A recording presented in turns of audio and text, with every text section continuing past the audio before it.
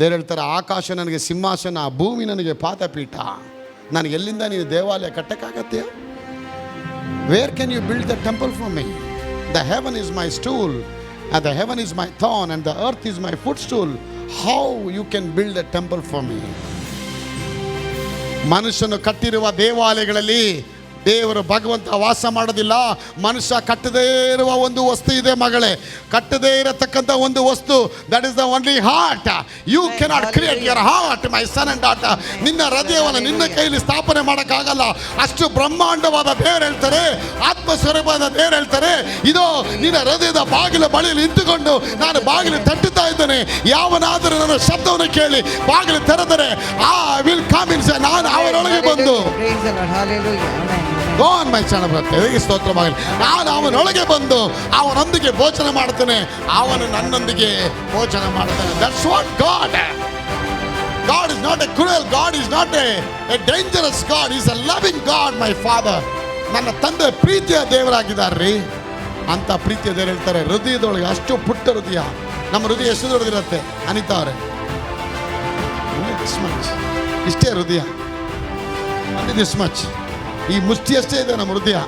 ದೇವ್ರು ಹೇಳ್ತಾರೆ, ಅಷ್ಟು ಬ್ರಹ್ಮಾಂಡವಾದ ದೇವ್ರು ಹೇಳ್ತಾರೆ, ಆ ಪುಟ್ಟ ಹೃದಯದಲ್ಲಿ ನನಗೊಂದು ಸ್ವಲ್ಪ ಬಾಡಿಗೆಗೆ ಜಾಗ ಕೊಡಮ್ಮ, ನನಗೆ ಸ್ವಲ್ಪ ರೆಂಟಿಗೆ ಜಾಗ ಕೊಡಮ್ಮ ಅಂತ ಹೇಳ್ತಾರೆ.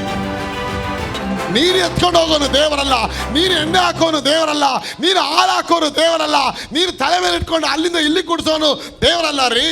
ನಿನ್ನನ್ನು ಎತ್ಕೊಂಡು ಹೋಗೋನು ದೇವರು, ನಿನ್ನನ್ನು ತೊಳೆಯೋನು ದೇವರು, ನಿನ್ನನ್ನು ಅಭಿಷೇಕ ಮಾಡೋನು ದೇವರು. ಅವ್ರು ನಿಮ್ಮನ್ನು ಎತ್ಕೊಂಡು ಹೋಗ್ಬೇಕು, ಅವ್ರು ನಿಮ್ಮನ್ನ ಹೆಗಲು ಹಿಡ್ಕೋಬೇಕು, ಅವ್ರು ನಿಮ್ಮ ತಲೆ ಮೇಲೆ ಅಭಿಷೇಕ ಮಾಡಬೇಕು. ಅವರು ಮಾಡ್ತಾರ, ಅವರು ದೇವರು. ಆಗ ಹೇಗೆ ಒಂದು ದೇವಸ್ಥಾನವನ್ನು ಒಂದು ಏರಿಯಾದಲ್ಲಿ ಒಂದು ಬಡಾವಣೆಯೊಳಗೆ ಇವತ್ತಿಂದ ಇದು ಮಂದಿರಪ್ಪ, ಭಗವಂತ ಇಲ್ಲಿ ಬಂದು ಇರ್ತಾನಂದ್ರೆ ಎಷ್ಟು ನಮ್ರತೆ ಮಾಡಿ ನಾವು ದೇವಸ್ಥಾನಕ್ಕೆ ಸ್ನಾನ ಎಲ್ಲ ಮಾಡಿಕೊಂಡು ಬಿಳಿ ಬಟ್ಟೆ ಹಾಕಿ ಮಡಿ ಸ್ನಾನ ಮಾಡಿ ಒಂದು ಬೆಳ್ಳಿ ತಟ್ಟೆಲೋ ಸ್ಟೀಲ್ ತಟ್ಟೆಲೋ 50 ರೂಪಾಯಿ ಹೂವು, ಒಂದು ತೆಂಗಿನಕಾಯಿ, 3 ನಿಂಬೆ, 5 ಆಪಲ್ಲು, ಅದು ಇದು ಹಣ್ಣುಗಳೆಲ್ಲ ಹಿಡ್ಕೊಂಡು ಆ ದೇವಾಲಯಕ್ಕೆ ಎಷ್ಟು ಭಕ್ತಿಯಿಂದ ಮಕ್ಕಳು ಹೋಗ್ತಾರೆ. ಹೋಗಿ ವಾಪಸ್ ಬರ್ತಾರೆ, ಪ್ರಸಾದನ ಕೊಡ್ತಾರೆ, ತೊಗೊಂಡು ಅಯ್ಯೋ ಭಗವಂತ ನಮ್ಗೆ ಸಿಕ್ಕಿದ್ರು ಅಂತ ಹೇಳ್ತಾರೆ. ಮನೆಗೆ ಬಂದಮೇಲೆ ಅದೇ ಕಷ್ಟ, ಅದೇ ಗೋಳು. ದೇವ್ರು ಹೇಳ್ತಾರೆ, ಅಲ್ಲಿಕ್ಕಿಂತ ಇಲ್ಲಿ ಒಂದು ದೇವಾಲಯ ಇರ್ತೀನಿ ಅಂತ. ದೇವರು ವಾಕ್ಯ ಹೇಳುತ್ತೆ, 1 ಕೊರಿಂಥೀಯರು 3ನೇ ಅಧ್ಯಾಯ 16ನೇ ವಾಕ್ಯದಲ್ಲಿ, ನೀವೇ ದೇವರ ಆಲಯವಾಗಿದ್ದೀರಿ, ನಿಮ್ಮಲ್ಲಿ ಆ ಭಗವಂತನು ನಿಮ್ಮ ಗರ್ಭಗುಡಿಯಲ್ಲಿ ವಾಸ ಮಾಡ. ದೇವರಿಂದ ದೊರಕಿ ನಿಮ್ಮೊಳಗೆ ನೆಲೆಗೊಂಡಿರುವ ಪವಿತ್ರ ಆತ್ಮರಿಗೆ ನಿಮ್ಮ ದೇಹವು ಗರ್ಭಗುಡಿಯಾಗಿ ಇದೆ ಎಂಬುದು ನಿಮಗೆ ತಿಳಿಯೋದೋ? ಅಲ್ಲೂ ತಿಳಿಯೋದು, ಇಲ್ಲೂ ಕ್ವಶನ್ ಮಾರ್ಕ್ ಆಗ್ತಾರೆ ನೋಡಿ. ಅಲ್ಲಿ ನೀವು ದೇವರ ಆಲಯ ಎಂದು ತಿಳಿಯೋದೋ ಪೌಲ್ ಕೇಳ್ತಾರೆ. 6ನೇ ಅಧ್ಯಾಯದಲ್ಲಿ ಹೇಳ್ತಾರೆ, ಪವಿತ್ರಾತ್ಮರು ನಿಮ್ಮೊಳಗೆ ಗರ್ಭಗುಡಿಯಲ್ಲಿ ನೆಲೆಗೊಂಡಿದ್ದಾರೆಂದು ನಿಮಗೆ ತಿಳಿಯೋದು. ನೀವು ನಿಮ್ಮ ಎಲ್ಲರಲ್ಲಿ ನೀವು ನಿಮ್ಮ ಸ್ವಂತ ಸೊತ್ತಲ್ಲ, ನೀವು ಕ್ರಾಯಕ್ಕೆ ಕೊಳ್ಳಲ್ಪಟ್ಟವರು, ನಿಮ್ಮ ದೇಹದಲ್ಲಿ ದೇವರ ಪ್ರಭಾವವನ್ನು ಪ್ರಕಾಶಪಡಿಸಿರಿ. ಅದೇ ನಾನು ಮಾಡ್ತಾ ಇದ್ದೀನಿ. ನನ್ನ ದೇಹದಿಂದ ದೇವರ ಪ್ರಭಾವವನ್ನು ಪ್ರಕಾಶಪಡಿಸ್ತಾ ಇದ್ದೇನೆ.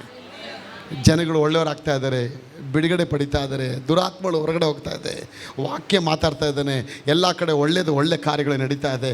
ನನ್ನ ದೇಹದಲ್ಲಿ ಏನು ಮಾಡಿದ್ರು ಕೂಡ ದೇವರನ್ನ ಪ್ರಕಾಶಪಡಿಸ್ಕೊಂಡೇ ಹೋಗ್ತೇನೆ. ಆಗ ನಾನು ನನ್ನ ಸ್ವಂತ ಸೊತ್ತಲ್ಲ. ಈ ಬಾಡಿನ ಎಲ್ಲ ಮಾರ್ಕೆಟಿಂದ ತರೋಕ್ಕಾಗತ್ತಾ? ನೋ. ಈ ಬಾಡಿ ದೇವ್ರು ಹೇಳ್ತಾರೆ, ಇದು ನಾನು ಮಾಡಿರೋ ರೆಡಿ ಬಾಡಿ, ಇದು ಆ ಬಾಡಿಯೊಳಗೆ ನಾನೇ ಬಂದು ಕುತ್ಕೋಬೇಕು ಅಂತ ಹೇಳ್ತಾರೆ. ಆಗ ದೇವ್ರು ಹೇಳ್ತಾರೆ, ನೀವು ನಿಮ್ಮ ಸ್ವಂತ ಸೊತ್ತಲ್ಲ. ಭಾಳ ವರ್ಷಗಳಿಂದ ಒಂದು ಪ್ರೇಯರ್ಗೆ ನಾವು ಹೋಗಿದ್ದೆ ಹುಬ್ಳಿಯಲ್ಲಿ. ಪ್ರೇಯರ್ಗೆ ಹೋದಾಗ ಅಲ್ಲಿ ದೊಡ್ಡದು ಈಚಿಲು ಮರಗಳಿತ್ತು, ದೊಡ್ಡ ಈಚಿಲು ಹಣ್ಣುಗಳೆಲ್ಲ ಇತ್ತು. ನಾನು ಹೇಳಿದೆ, ಮಧ್ಯಾಹ್ನ ಪ್ರಸಂಗ ಎಲ್ಲ ಮುಗಿಸಿ 3ನೇ ದಿನ ಮೀಟಿಂಗ್ ಎಲ್ಲ ಮುಗಿದ ಮೇಲೆ ನೈಟ್ ಊರಿಗೆ ಹೋಗ್ಬೇಕು. 2 ಗಂಟೆಗೆ ಆ ಗೆಸ್ಟ್ ಹೌಸಲ್ಲಿ ಹೇಳಿದೆ, ಅಲ್ಲಿ ಈಚಿಲು ಹಣ್ಣುಗಳೆಲ್ಲ ಐತಲ್ಲಪ್ಪ, ಒಂದು ಸ್ವಲ್ಪ ಕಿತ್ಕೊಂಬ, ಫ್ರೆಶ್ ಆಗಿರುತ್ತೆ, ಊರದೆಲ್ಲ ತಿನ್ನಬೋದು, ಅದರಿಂದ ಫ್ರೆಶ್ ಆಗಿ ಕಿತ್ಕೊಂಡು ತಿನ್ನೋಣ ಅಂತ. ಓಕೆ ಬ್ರದರ್, ಹೋಗಿ ತರ್ತೀನಂತೆ. 3 ಗಂಟೆಗೆ ಹೋದವನು 3:30 ಆಯಿತು, ಬರಲ್ಲ. ಪಕ್ಕದಲ್ಲೇ ಇರೋದು ಮರ. 3:30 ಆಯಿತು, 3:45 ಆಯಿತು, 4 ಗಂಟೆ ಆಯಿತು, ಬರಲೇ ಇಲ್ಲ. ನನಗೆ ತುಂಬ ಕೋಪ ಬಂದ್ಬಿಡ್ತು. ಇಲ್ಲಿರೋ ಹಣ್ಣಿಗೆ ಇವನು ಎಲ್ಲೋದ ಇವನು ಅಂದ್ಬಿಟ್ಟು ಫೋನ್ ಮಾಡ್ತೀನಿ, ಫೋನ್ ಎತ್ತೋದಿಲ್ಲ ಅಂತಾನೆ. ಕೊನೆಗೆ 5 ಗಂಟೆಗೆ ಬರ್ತಾವನು ಒಳಗಡೆ, ಇಬ್ಬರು ಸೇರ್ಕೊಂಡು ಒಳಗಡೆ ಬರ್ತಾರೆ. ನಾನು ಹೇಳಿದೆ, ಎಲ್ಲರಪ್ಪ ಹಣ್ಣು ಇಷ್ಟು 2 ವಾರ ತರಕ್ಕೆ ಏನು ಮಸಾಲೆ ದೋಸೆನ ತಂದ್ರಿ ಅಂದೆ. ಅದಕ್ಕೆ ಅವ್ರು ಹೇಳಿದ್ರು, ಇಲ್ಲ ಬರ್ತಾರೆ, ಹಣ್ಣು ತರೋಕ್ಕಾಗಿಲ್ಲ ಅಂತ ಹೇಳಿದ್ರು. ಯಾಕೆ ಅಂತಂದೆ.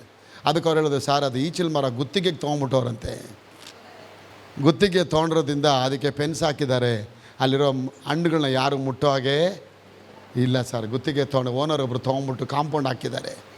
ಸೊ ಒಳಗೆ ಹೋಗೋಕ್ಕೆ ಸಾಧ್ಯ ಇಲ್ಲ. ಅದು ಹಣ್ಣು ಅಲ್ಲಿ ಕೆಳಗೆ ಬಿದ್ದರೂ ಕೂಡ ತೆಗಿಯೋ ಹಾಗೆ ಇಲ್ಲ ಅಂತ ಹೇಳ್ತಾರೆ. ಯೇಸಪ್ಪ ಹೇಳ್ತಾರೆ, ದೇವರು ನನ್ನನ್ನು ಗುತ್ತಿಗೆಗೆ ತೊಗೊಂಡಿದ್ದಾರೆ. God has purchased you and me by his precious blood of Jesus. ಅವರ ಅಮೂಲ್ಯವಾದ ರಕ್ತವನ್ನು ಕೊಟ್ಟು ನಮ್ಮನ್ನು ಪರ್ಚೇಸ್ ಮಾಡಿದಾರಂತೆ ದೇವರು. ಅವ್ರ ರಕ್ತ ಕೊಟ್ಟು ತೊಗೊಂಡು ಎಷ್ಟು ಕಾಸು ಕೊಟ್ಟರು ದೇವರು ಅಂತ ಕೇಳ್ತಾರೆ. ಕಾಸಲ್ಲ ರೀ, ತನ್ನ ರಕ್ತನೇ ಕೊಟ್ಟು ತನ್ನ ಅಮೂಲ್ಯವಾದ ಸಭೆಯನ್ನು ತನ್ನ ರಕ್ತದ ಮೂಲಕ ಕರೆದಿಸ್ಬಿಟ್ಟಿದ್ದಾರಂತೆ. ಆಗ ಹೇಗೆ ಅಲ್ಲಿ ಒಂದೇ ಒಂದು ಈಚಿಲ ಹಣ್ಣು ಕೂಡ ನನಗೆ ಸಿಕ್ಕಲೇ ಇಲ್ಲ. ಅವ್ರು ಹೇಳೋದು ಆಗಲ್ಲ, ಕೊಡೋಕ್ಕಾಗಲ್ಲ, ಫ್ರೀ ಬಿದ್ದಿದೆ, ಇರಲಿ ಬಿದ್ದಿದ್ರು ಪರವಾಗಿಲ್ಲ, ಗುತ್ತಿಗೆ ತೊಗೊಂಡ್ಬಿಟ್ಟಿದ್ದಾರೆ, ಓನರ್ ಯಾರಿಗೂ ಕೊಡೋ ಆಗಿಲ್ಲ ಅಂತ ಹೇಳ್ತಾರೆ. ನಾನು ಹೇಳ್ತೇನೆ, ಇವತ್ತು ನನ್ನನ್ನು ದೇವ್ರು ಗುತ್ತಿಗೆಗೆ ತೊಗೊಂಡ್ಬಿಟ್ಟಿದ್ದಾರೆ. ನಾನು ನನ್ನಷ್ಟಕ್ಕೆ ನಾನೇ ಬೀಡಿ ಸೇದೋದು, ಸಿಗರೇಟ್ ಸೇದೋದು, ಸುಳ್ಳು ಹೇಳೋದು, ಚಾಡಿ ಮಾತಾಡೋದು, ಎಲ್ಲೋ ಬಿತ್ಕೊಂಡು ಏನೋ ಟೈಮ್ ವೇಸ್ಟ್ ಮಾಡೋದು, ಆ ರೀತಿಯಾಗಿ ನಾನು ಉಂಟು ಮಾಡಲು ಪಡಲಿಲ್ಲ. ನನ್ನೊಳಗೆ ದೇವರ ಆಲಯ ಇದೆ, ನನ್ನೊಳಗೆ ಪವಿತ್ರಾತ್ಮರ ಗರ್ಭಗುಡಿಯಲ್ಲಿ ವಾಸ ಮಾಡ್ತಾ ಇದ್ದಾರೆ. ಅವ್ರ ಗರ್ಭಗುಡಿಯೊಳಗೆ ಬಂದ್ಬಿಟ್ರೆ ನಾನು ಹೇಳ್ತೇನೆ, ನಿನ್ನ ಮಾತುಗಳು ಚೇಂಜ್ ಆಗುತ್ತೆ, ನಿನ್ನ ನಡತೆಗಳು ಚೇಂಜ್ ಆಗುತ್ತೆ, ನಿನ್ನ ಆಲೋಚನೆಗಳು ಚೇಂಜ್ ಆಗುತ್ತೆ. God will begin to transform your thoughts and God will begin to transfer. ದೇವರು ನಿನ್ನ ಎಲ್ಲ ಮನಸ್ಸುಗಳ ಆಲೋಚನೆಗಳನ್ನು, ಇಮ್ಯಾಜಿನೇಷನ್ಗಳನ್ನು ಅವರ ಇಮ್ಯಾಜಿನೇಷನ್ ಆಗಿ ಬದಲಾಯಿಸ್ತಾರೆ. ದೇವರಿಗೆ ಮಹಿಮೆಯುಂಟಾಗಲಿ. ಬಾಯಿ ತೆಗೆದ್ರೆ ಗಂಟೆಗಟ್ಟಲೆ ನಾನು ಮಾತಾಡ್ತೀನಿ. ಎಲ್ಲಿಂದ ಬಂತು ಇದು ಪವರ್ ರೀ? ಯಾವುದನ್ನ ಯೂನಿವರ್ಸಿಟಿಯವ್ರು ನನಗೆ ಸರ್ಟಿಫಿಕೇಟ್ ಕೊಟ್ಟಿದ್ದಾರೆ, ಅಮೇರಿಕಾದವ್ರು ಕೊಟ್ಟಿದ್ದಾರೆ ಸರ್ಟಿಫಿಕೇಟು, ಇಂಗ್ಲೆಂಡ್ ಅವ್ರು ಯೂನಿವರ್ಸಿಟಿ ಕೊಟ್ಟಿದ್ದಾರೆ, ಯೂನಿವರ್ಸಿಟಿ ಸರ್ಟಿಫಿಕೇಟ್ ಕೊಟ್ಟಿದ್ದಾರೆ, ನನಗೆ ಡಾಕ್ಟ್ರೇಟ್ ಸರ್ಟಿಫಿಕೇಟ್ ಕೊಟ್ಟಿದ್ದಾರೆ. ಆದರೆ ಈ ವ್ಯಾಸಂಗ ಯೂನಿವರ್ಸಿಟಿಗಳು ಈ ಥರ ಮಾತಾಡೋಕ್ಕೆ ಕಲಿಸ್ಕೊಡ್ಲಿಲ್ಲ ರೀ. ಇದು ನನ್ನೊಳಗೆ ಗರ್ಭಗುಡಿಯಲ್ಲಿ ವಾಸ ಮಾಡತಕ್ಕ ಪವಿತ್ರಾತ್ಮರು ನನ್ನೊಳಗಿಂದ ಹೊರಗಡೆ ಬರ್ತಾರೆ. ಸರ್ಟಿಫಿಕೇಟ್ ಮನೇಲಿದೆ, ಅದು ಯೂಸ್ ಆಗೋದಿಲ್ಲ. ಆಗ ನಾನು ಹೇಳ್ತೇನೆ, ಇವತ್ತು ನಿಮ್ಮ ಜೀವನದನ್ನು ಮೊದಲು ದೇವರ ವಾಕ್ಯದಿಂದ ಎಸ್ಟಾಬ್ಲಿಷ್ ಮಾಡಬೇಕು. ಯಾವಾಗ ಒಂದು ವ್ಯಕ್ತಿ ಯೇಸು ಅಲ್ಲದೆ ನನಗೆ ಏನೂ ಇಲ್ಲ, ಯೇಸು ಅಲ್ಲದೆ ನನಗೆ ಶ್ರೇಷ್ಠವಾದ ವಸ್ತು ಇಲ್ಲ, ಭೂಮಿಯ ಮೇಲೆ ಆಕಾಶದ ಕೆಳಗೂ ಭೂಮಿಯ ಮೇಲೆ ಕೊಡಲ್ಪಟ್ಟಿರುವ ಬೇರೆ ಯಾವ ನಮಗೆ ರಕ್ಷಣೆ ಇಲ್ಲ ಅನ್ನೋದು ಹೇಳುತ್ತೆ.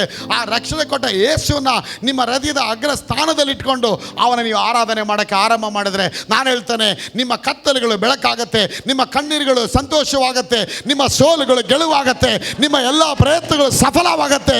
ನೀವು ಕೈಟ್ಟು ಮಾಡೋ ಎಲ್ಲ ಕೆಲಸಗಳನ್ನು ದೇವರು ಆಶೀರ್ವಾದ ಮಾಡ್ತಾನೆ. Wherever you go, whatsoever you do, wherever you go and put your hand, God will begin to transform your hand and He will going to prosper it, my son and daughter. Prosper ಮಾಡ್ತಾರೆ. ಅವರು prosper ಮಾಡೋದವ್ರ ಕೆಲಸ. ಅವರ ದಾರಿಯಲ್ಲಿ ನಿಲ್ಲಬೇಕಾದ್ರೆ ಕರ್ತನ bless ಮಾಡ್ತಾರೆ. ದೇವ್ರಿಗೆ ಮಹಿಮೆಯುಂಟಾಗಲಿ. ದೇವ್ರ ಇವತ್ತು ನಿಮ್ಮನ್ನು ಬ್ಲೆಸ್ ಮಾಡಬೇಕಾ? ಮೊದಲು ನೋಡ್ತಾರೆ, ಫಿಲೋಮಿನ ಹೃದಯದಲ್ಲಿ ವಾಕ್ಯ ಇದೆಯಾ, ಅಂಡ್ರಾಡೆ ಹೃದಯದಲ್ಲಿ ವಾಕ್ಯ ಇದೆ, ದೇವ್ರು ನೋಡ್ತಾರೆ. ಆ ಹೃದಯದಲ್ಲಿ ವಾಕ್ಯ ಇದ್ದರೆ ಅಲ್ಲಿ ಕಾರ್ಯ ಆರಂಭ ಆಗುತ್ತೆ. ಅದಕ್ಕೆ ದೇವರು ವಾಕ್ಯ ಹೇಳ್ತಾರೆ, ನೀವೇ ದೇವರ ಆಲಯವಾಗಿದ್ದೀರಿ, ನೀವು ನಿಮ್ಮ ಸ್ವಂತ ಸೊತ್ತಲ್ಲ, ನೀವು ಕ್ರಾಯಕ್ಕೆ ಕೊಳ್ಳಲ್ಪಡಿ.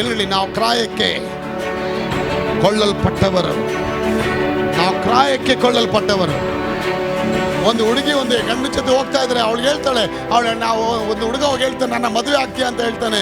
ಅವಳು ಹೇಳ್ತಾಳೆ, ಇಲ್ಲ, ನಾನು ಆಲ್ರೆಡಿ ಮದುವೆ ಆಗಿದ್ದೀನಿ, ಕ್ರಾಯಕ್ಕೆ ಕೊಳ್ಳಲ್ಪಟ್ಟಿದ್ದೇನೆ. I am the missus of so and so, ಇಂಥ ರಾಜ್ಯನ ಮದುವೆ ಆಗಿದ್ದೀನಿ, ಅವರ ಬಂಧನದಲ್ಲಿದ್ದೀನಿ, ಅವನನ್ನು ಕರೆದಿಸ್ಬಿಟ್ಟಿದ್ದಾರೆ. ನಾನು ಅವರ ಹೆಂಡತಿ, ಅವರ ಮನೆಗೆ ಒಡೆತನಕ್ಕೆ, ಅವರ ಮಹಾರಾಜರ ಒಡೆಯರಿಗೆ, ಅವರ ಮನೆಗೆ ಸಂಬಂಧಪಟ್ಟ ರಾಣಿಯಾಗಿದ್ದೇನೆ. ನನ್ನನ್ನು ಯಾರು ವರಿಸೋ ಹಾಗೆ ಇಲ್ಲಪ್ಪ, ನಾನು ಅವ್ರಿಗೊಬ್ಬರಿಗೆ ಹೆಂಡತಿ, ನಾನು ದೇವರಿಗೆ ಸ್ತೋತ್ರವಾಗಿದೆ. ಇವತ್ತು ದೇವರು ಹೇಳ್ತಾರೆ, ಕರ್ತನಿಗೆ ನೀವು ಸ್ಥಾಪನೆ ಮಾಡೋದಾದರೆ ನಿಮ್ಮ ಹೃದಯವನ್ನು ದೇವರಿಗೆ ಅರ್ಪಿಸಿ, ದೇವರ ಸನ್ನಿಧಾನದಲ್ಲಿ ಅರ್ಪಿಸಿಕೊಟ್ಟು, ದೇವರೇ ನಿನ್ನ ರಾಜ್ಯ ಹುಡುಕ್ತೇನೆ, ನಿನ್ನ ವಾಕ್ಯ ಮೊದಲಿನ ಪ್ರಾಮುಖ್ಯತೆ ಕೊಡ್ತೇನೆ ಅಂತ ನೀ ಯಾವಾಗ ಪ್ರಾಮುಖ್ಯತೆ ಕೊಟ್ಟು ನೋಡಿ, ನಾನು ಹೇಳ್ತೇನೆ, ದೇವರು ನಿಮ್ಮನ್ನು ಎಲ್ಲ ಕೆಲಸಗಳಲ್ಲಿ ಕೂಡ ಅವನಿಗೆ ಪ್ರಾಮುಖ್ಯತೆ ಕೊಟ್ಟು ಬ್ಲೆಸ್ ಮಾಡಿ ಆಶೀರ್ವಾದ ಮಾಡ್ತಾರೆ, ಉನ್ನತಕ್ಕೆ ತೆಗೆದುಕೊಂಡ್ಬರ್ತಾರೆ. ಅವರಿಂದ ಅಸಾಧ್ಯವಾದದ್ದು ಯಾವುದೂ ಇಲ್ಲ ಅಂತ ದೇವರು ವಾಕ್ಯ ಹೇಳುತ್ತೆ.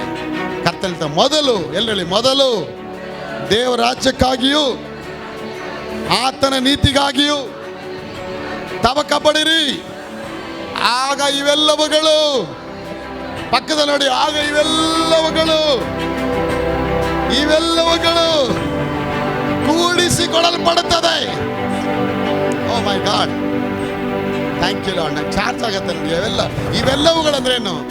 ಆಂಗ್ಲದಲ್ಲಿ all those things are all these things. What are these things?